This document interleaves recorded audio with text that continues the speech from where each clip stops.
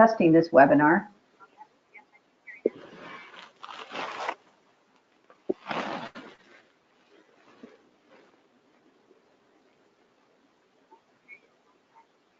Okay. But I can't see my screen.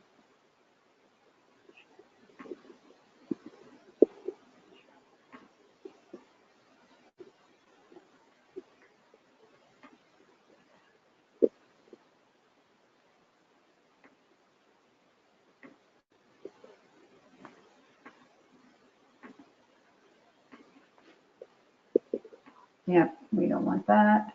We're opening the PDF.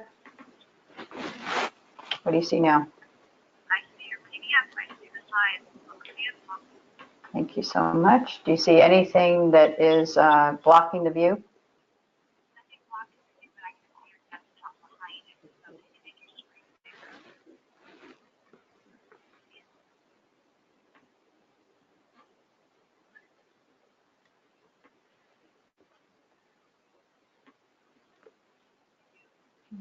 Screen.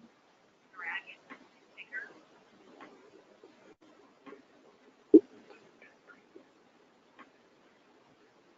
There we go.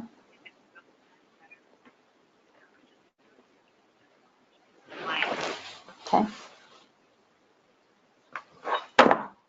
Why is this so bright?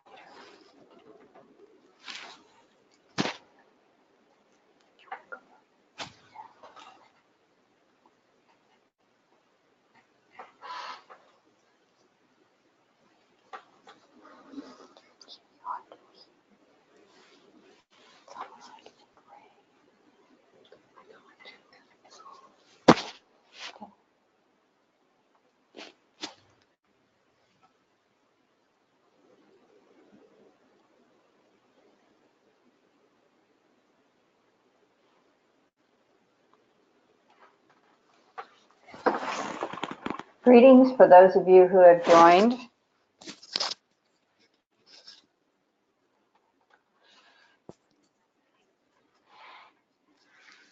Greetings to those of you who have joined the webinar scheduled for this morning. We are waiting just a few more minutes, testing our system, and hopefully you are able to see a screen. We will be starting shortly. Thank you.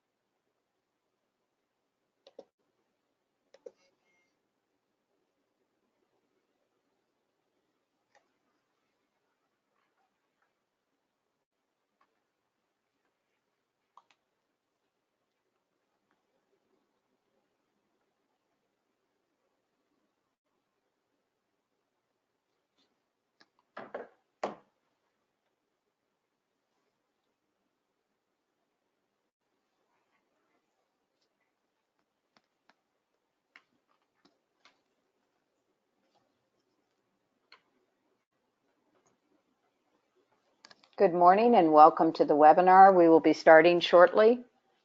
We have 5 minutes.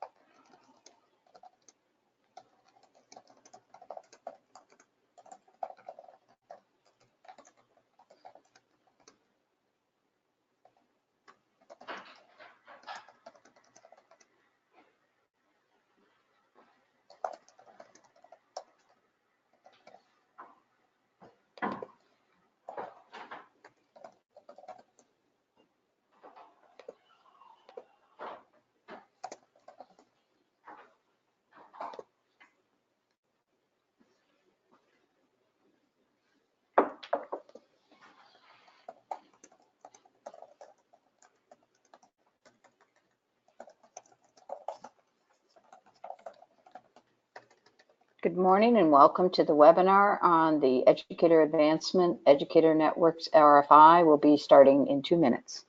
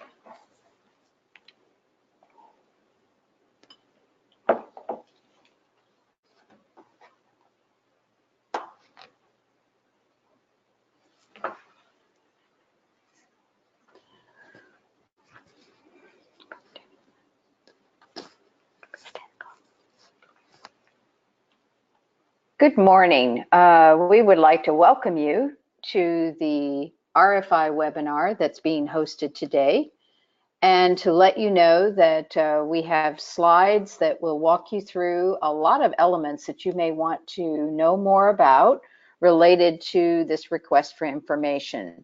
My name is Hilda Rosselli, and I serve as the Policy Director for Educator Advancement at the Chief Education Office.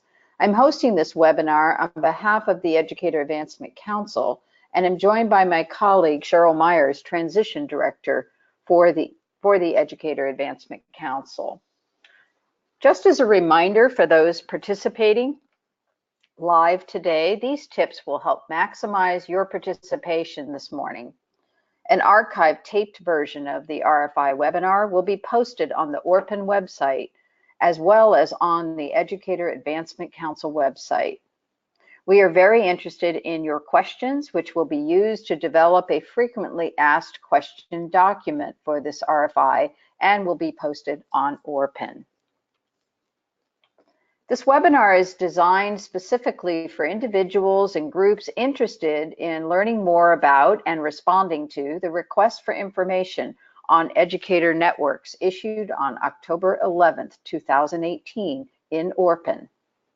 This RFI is among the initial steps the Educator Advancement Council is taking to establish educator networks for the purposes of dispersing the Educator Advancement Fund.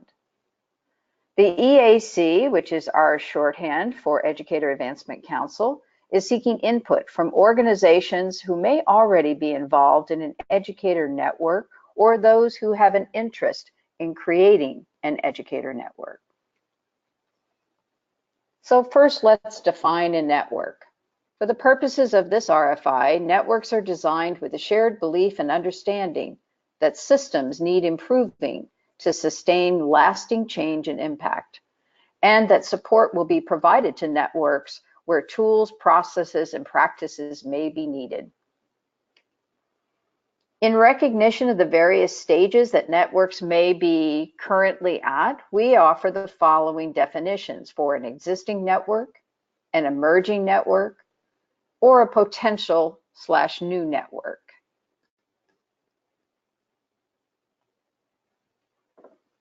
So why is there an urgent opportunity awaiting you to respond to this RFI? First of all, the research is very clear around the importance of educators as the first responders to all student needs in the school. They spend the most time with students and often are the very first individuals who care about that relationship that is created in the classroom and is sustained during a year. We also know that those same educators and the school leaders that they work with require time and resources and support to be able to create the right environment for a student-centered, culturally responsive environment that's tailored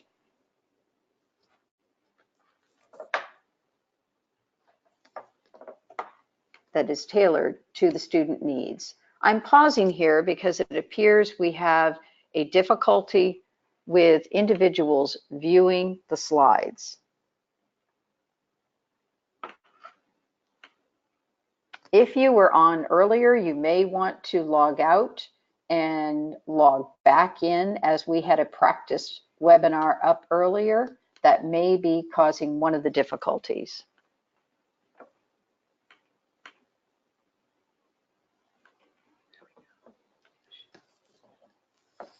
So hopefully everyone is back with us. We are looking at slide number 6, which is why this is an urgent opportunity. We also want to emphasize that this effort is in conjunction with leaders and staff from all of the state education agencies that touch the lives of educators. And the part of this opportunity that exists is to create more alignment between systems that support educators in pre-K as well as K-12 settings. Lastly, we know that to date, the resources that have been set aside for supporting educators have been sporadic, sometimes inequitably accessible, and certainly not sufficient to meet all needs in the state. And so we look for ways in which we will be leveraging those resources. Let's look at a little bit of background information that may be helpful for you. Following legislation passed in 2013, the state has offered competitive grants over the past 3 biennium that have been very supportive of various initiatives touching the lives of educators. Many of you are aware of the Oregon Mentor Project or school district collaboration grants or Leading for Learning. These are just a few of the initiatives that we have outlined on this next slide. As you look at this particular diagram, please note first the chevron at the top of the slide. This represents what we call a career continuum, meaning that there are many places which these resources can help improve the supports for educators as they move through from beginning to think about a career in education all the way through to their own leadership and career advancement. One of the ways we would urge you to look at this slide is to realize that each of the rows represents a biennium with detailed information about investments that have been made available through the Network for Quality Teaching and Learning. As you look across, you'll see that there was an intentional effort made to plant resources at various stages along this continuum to support our educators. However, as we studied this process, we realized that there were goals that we could set for improving the system. The first one around equitable access to the resources. We want to ensure that all Oregon school districts receive state funding, not just the 50% who have received funding through the network. We also want to make sure that the number of novice educators, both teachers and administrators, that can have opportunities to be mentored and supported in their new careers increases beyond the current levels of service. We also realize that all areas of the state have the right and need for access to culturally responsive professional learning and leadership development opportunities. And lastly, we know that we must intentionally leverage the available resources with other types of partnerships, federal, state, and private partnership funds that can be used to enhance the work of the current network. We also are considering the context of Oregon's current educator workforce needs. And we see that we still have a very persistent gap between the racial linguistic diversity of our student populations and of our workforce, our educator workforce. With that, we recognize the needs of many rural communities who are finding it challenging to recruit and retain educators in particularly specific content areas and levels of education, including pre-K. And lastly, we are concerned about an attrition pattern for our educators, particularly new educators, that averages around 50%, depending on how we look at the grade levels or the demographics of our educators. We know that these are unsatisfactory markers for our work in supporting Oregon's educator workforce.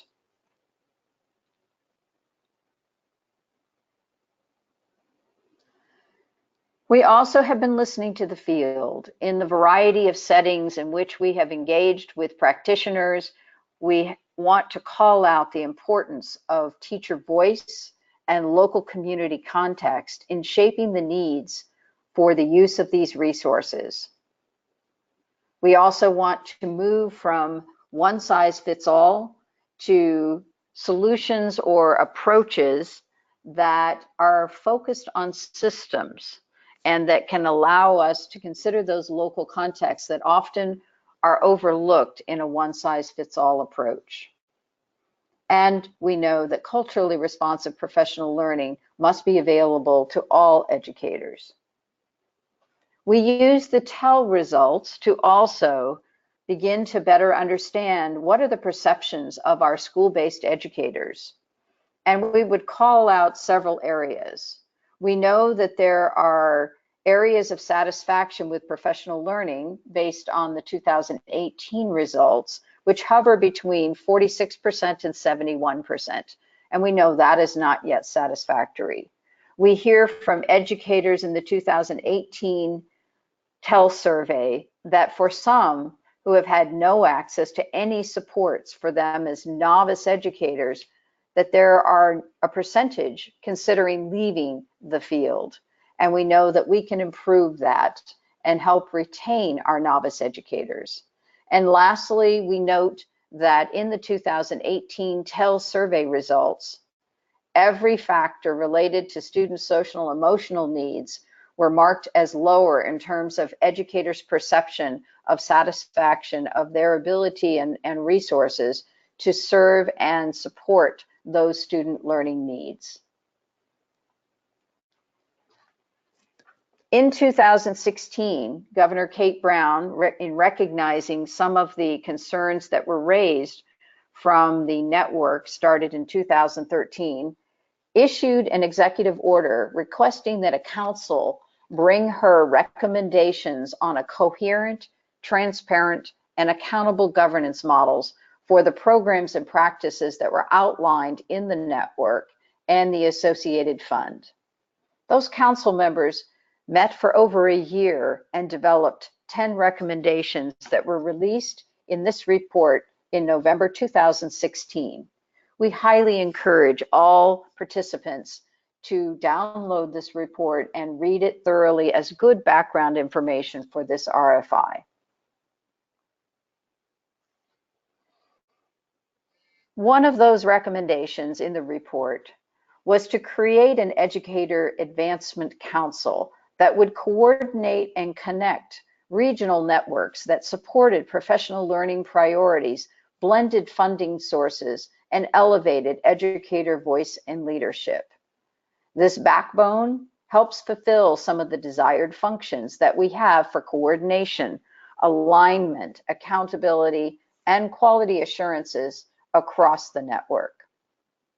When this Educator Advancement Council was formed in 2018, the majority of the 23 members were drawn from educators who work in school districts, tribes, early learning services, and then looking at our educator service districts, higher education, philanthropy, and agency heads from the Oregon Department of Education, Early Learning Division, Teacher Standards and Practices Commission, and the Chief Education Office. The role of the EAC is to make recommendations to the Oregon Legislature on the most effective use of resources that can support and strengthen the education profession and ultimately provide the quality education that all students deserve. Let's take a closer look at a vision around educator networks that will help guide your responses and the ability to share examples with the Educator Advancement Council. The Educator Advancement Council seeks to create educator networks that will work throughout the state in engaging those educators and their communities in identifying local needs, leveraging resources and partnerships, and using the Educator Advancement Fund to support educators. In order to do that, the Educator Advancement Council is interested in learning more about existing, emerging, or potential networks and sponsors throughout the state in order to identify what their needs may be, their desired vision for networks, and the gaps that may still exist geographically in terms of access across the entire state. We have defined effective networks as those that focus on system improvement and sustained changes. By doing that, they better expand and leverage their current local community and partner resources, both financial and human assets, that can be brought to bear to support educators and professional learning. These systems approach their work with focused attention on continuous learning and improvement designed by educators and shared via networks. We believe that each network will have a responsibility for identifying the priorities of educators in their schools and school districts that will be served by the network and building in attention to the local needs. We want to make sure that access is more equitable across the state, that there are not pockets of geography that are unable to provide resources for their local educators. And we will commit to the coordination of communication and accountability across networks and with the EAC. As we look for additional funds and resources, those will be shared with all of the networks across the state. So looking at some of the data that we gathered in a study of some existing networks, we found some common characteristics that correlate with effectiveness, readiness to examine data and to pay attention to how those data both reflect student outcomes and teaching and working conditions for educators will be a very important first step of an effective network. We also, as has been mentioned, will be paying attention to how the local context is considered, how an equity lens is brought to bear on all decision-making relative to networks, and how goals are prioritized with educator voice and impact paid attention to, with the opportunity to test potential changes in rapid cycles of improvement and identify outcomes and success while monitoring and learning how we can best adjust and fine-tune aspects of the networks to improve student learning outcomes.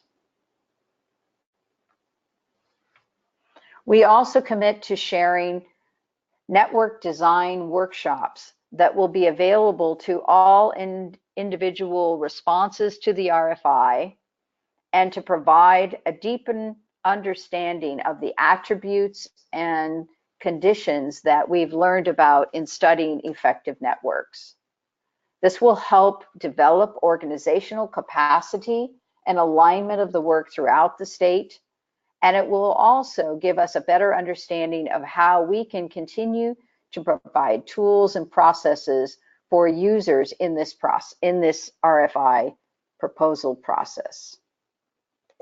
We envision that the logistics for these network design workshops will provide background and important historical context on the history of the EAC, the network investments to date, the educator continuum, as well as building tools that will provide support for recruitment and networking.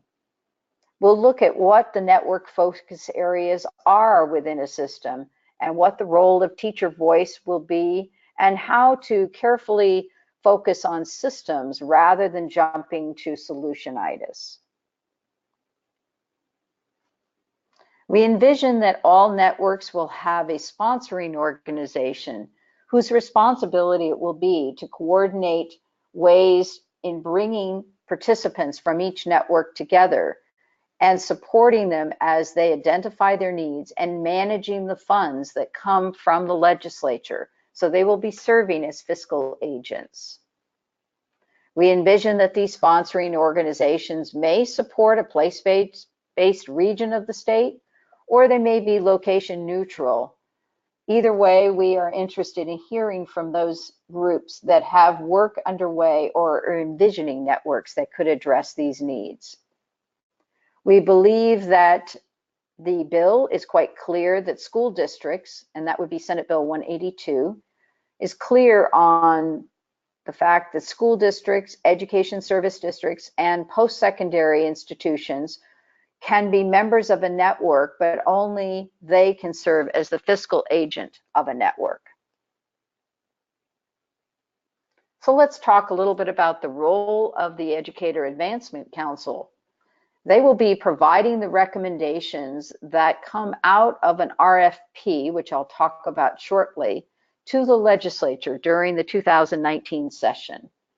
Following the conclusion of each legislative session going forward, there will be an iterative process where funds are dispersed and attention is paid to the ongoing needs every 2 years to provide new guidance to the legislature on best uses for the Educator Advancement Council. So now it's time to talk in more depth about the request for information, which I'll refer to as an RFI. We would like to be clear in distinguishing the difference between an RFI and what many individuals may have referenced as a RFP, or a request for proposal. An RFI is allowable use of a process to solicit information and aid us in decision making about a subsequent request for proposal. So responses to the RFI will not result in a contract in any way, but will gather information that will be used by the EAC in developing a subsequent request for proposal. That request for proposal will be a written formal solicitation process where price and specification are not the only consideration in determining award criteria. We will look at this as a means of distributing the resources of the Educator Advancement Fund starting in the school year of 2019 in a more equitable way, covering all aspects of the state. So you may be asking yourself, why do I need to compete in an RFI? Complete an RFI, not compete. We want you to be aware that the EAC will use the information received and analyze those data and information to develop that formal request for proposal this spring. We'll also be looking at responses to a series of questions in the RFI and beginning to note where we have gaps and needs that are addressed across the state to help us design the RFP. We would call to your attention that at the end of this webinar slide deck and in the RFI, there is a glossary of terms that will be very useful for you as you respond. So who should respond to the RFI? Given what we earlier shared about sponsoring organizations, we see that a number of partners and entities may be working in consortiums together. These may include education service districts, school districts, early learning providers, federally recognized tribes, our post-secondary partners, nonprofit organizations, community-based organizations, and of course, the combination of those entities working in consortium to best approach the needs of a local area. It will be important for you to pay attention to where you can access the RFI. We believe that some of you may have already received notices of that through ORPN.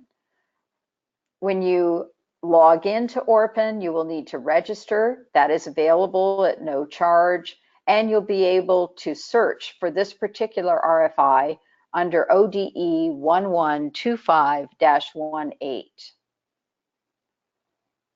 Please note that you will be able to be guided in your response to the RFI, and we will be able to answer additional questions that emerge even following this webinar, so that an updated frequently asked questions document can be posted to ORPN.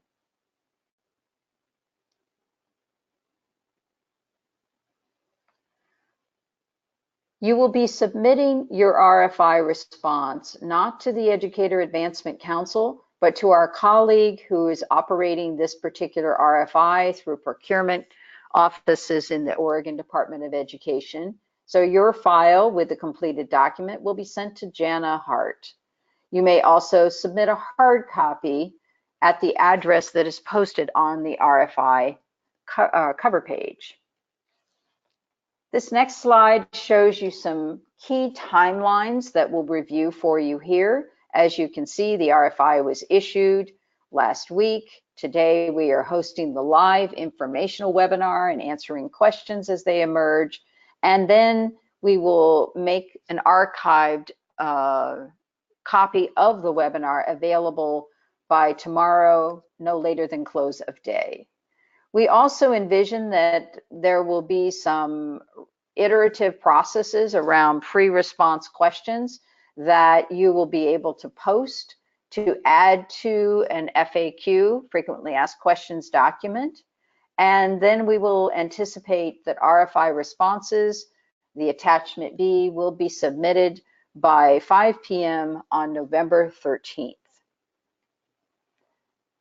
We anticipate you may have questions about the RFI, and there are clear directions on this slide of how to submit your questions and to label your email so that Jana is able to provide clarifying information and publish your questions as needed to an ongoing list that will be posted on the ORPN site and for the Educator Advancement site. As I mentioned earlier, we believe that terminology is critical in this process, and a common understanding of terms that we use in the RFI will assist individuals or entities who are submitting an RFI.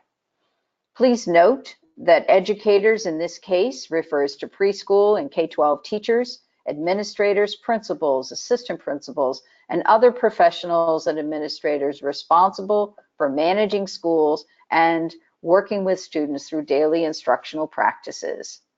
We use the term teachers to refer to those who are licensed, credentialed educators serving in classrooms or in aspects of center-based preschools or K-12 schools. And we distinguish preschool as family childcare or early learning center-based program staff serving children between the ages of 0 and 5. Professional learning is a term that the Educator Advancement Council and the previous Governor's Council studied in depth, and they are using this in lieu of the term professional development to emphasize what we have learned through the literature on highly effective and impactful professional learning, characterized by professional learning that is sustained, collaborative, job-embedded, data-driven, and very classroom-focused. These provide some examples around how professional learning is paired with time that's necessary for transferring learning from professional learning into practice. We also call out the need for culturally responsive professional learning and development that explores and honors and sustains the assets that students bring to schools whether that be linguistic, literate, or cultural pluralism of the students and their families in our state of Oregon. We also define here the difference between sponsoring organizations and fiscal agents, and note that this will be important for your understanding of how to complete the RFI. We also, as a teaser for some of the workshop design institutes that will be offered to all RFI responders, we want to just call out the importance of cycles or systems of continuous improvement and the nature with which we anticipate that networks will continue to refine and improve their work through rapid cycles of improvement and input using empathy data and user practitioner guidelines. This brings us to an opportunity now to answer queries that you have regarding this RFI. So I'm going to read the question, and for those questions that we would want to bring back to the EAC or to follow up with feedback, we will indicate that, but I will attempt to answer many of these questions live today. First question is, if this is a systems approach, what is the role of higher education in these networks if the focus is PK-12? This is an excellent question, and we've already seen what occurs when we have our higher ed partners focused on the work of K-12 in partnership. So this may be relationships that have been working or are designed to improve pathways for educators, since our higher education institutions are clearly the front runners in reaching a pool of candidates, recruiting, admitting, and preparing them in licensure programs. But we recognize that across the state, we have examples of strong, robust partnerships that have developed around a need to develop these systems together. We also know that professional learning is a responsibility of not only the school districts, the ESDs, and agencies that are charged with responsibility for professional learning, but quite often our higher education partners are developing coursework and technical assistance and working through grants and other means to provide high quality, timely professional learning to our school users.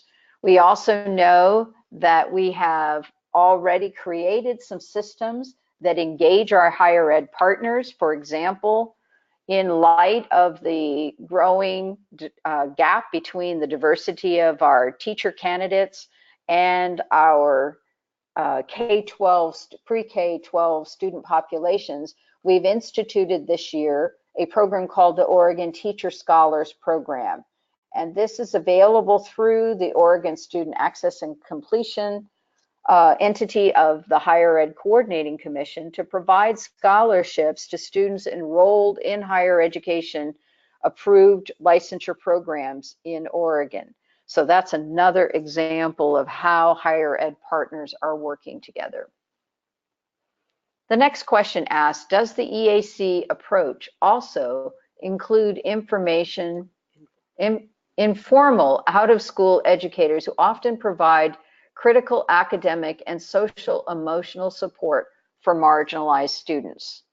The EAC believes that the local context should drive the answer to this question and should be players at the table in developing a response around the highest level of needs and resources to support educators. I'm going to wait a moment to see if we have any additional questions that emerge from our audience.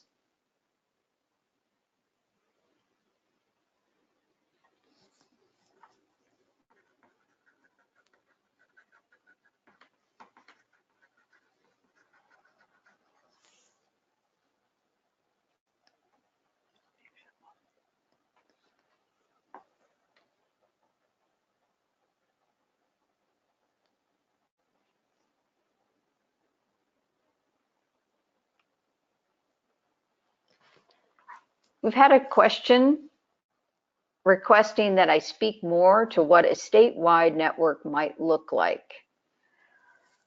I think that the importance of an RFI is behind the answer to this question.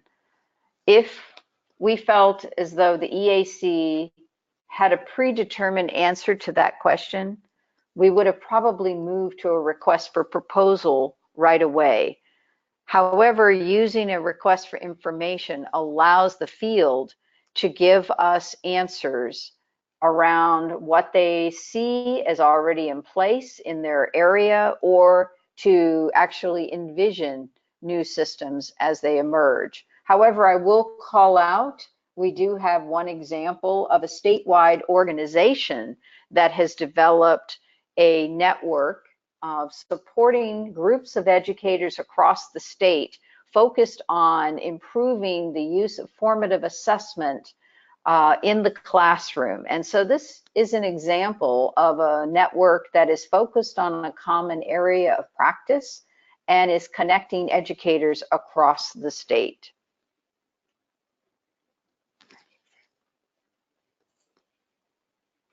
The next question that has emerged is, can a network have a content focus?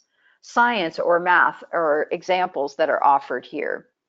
Once again, we envision that a systems approach is critical in looking across the entire continuum of an educator's career in education. So if, for example, there is a great need for enhancing the pedagogy of teachers in science and math to be most effective with student learning, that may also need to be a systems look at how do we prepare the educators going into science and math, and how are we supporting teacher leaders to emerge and provide guidance for other educators around pedagogy. So again, we don't see this as an isolated one piece of a system, but rather looking across an entire spectrum.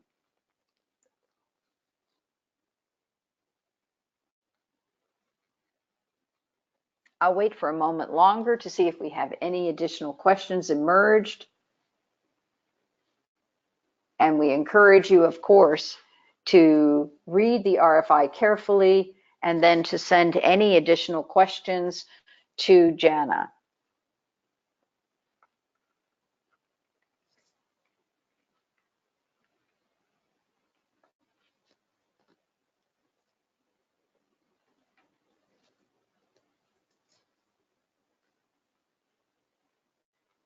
The slide reminds you of how to send your questions and to indicate in the subject line of your email this particular title.